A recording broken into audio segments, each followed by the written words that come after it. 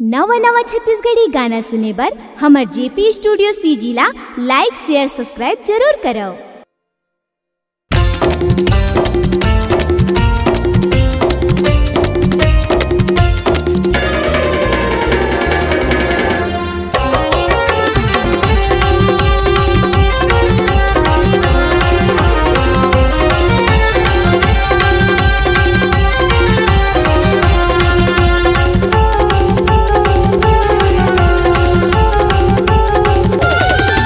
अबे मुसवा में होके सवार गजानन सुन के हमरो गुहार। अबे मुसवा में होके सवार गजानन सुन के हमरो गुहार। सब भक्तन मिल तोरे जस गावन, सब भक्तन मिल तोरे जस गावन, कर देना बेड़ा पार गजानन सुन के हमरो गुहार। आबे आबे ताली ताली देवा देवा देवा, अबे मुसवा में होके सवार गजानन सुन के हमरो गुहार। अबे मुसवा में होके सवार गजानन सुन के हमरो गुहार।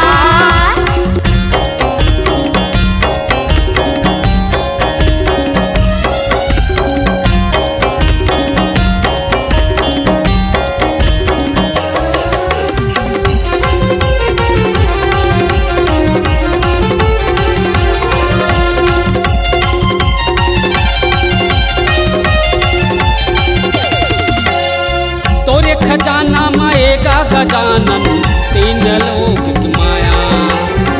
तीन लोक की माया गजानन, तीनों लोक की माया।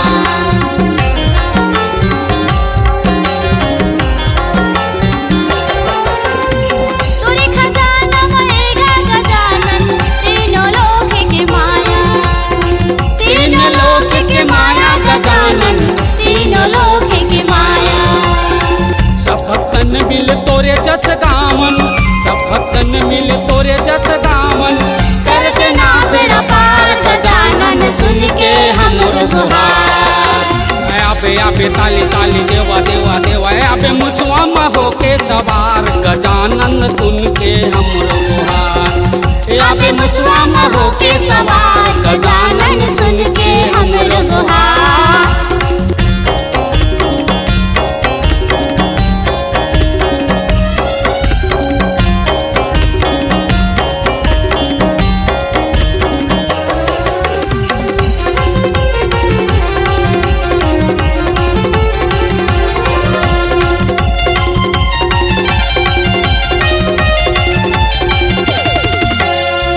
अंधेरा लापते आँखी दिएगा, कोढ़ी लापते काया। कोढ़ी लापते काया गजानन, कोढ़ी लापते काया।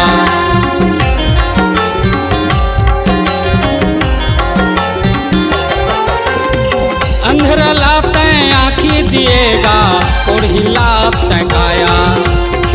कोढ़ी लापते काया गजानन, कोढ़ी लापते काया।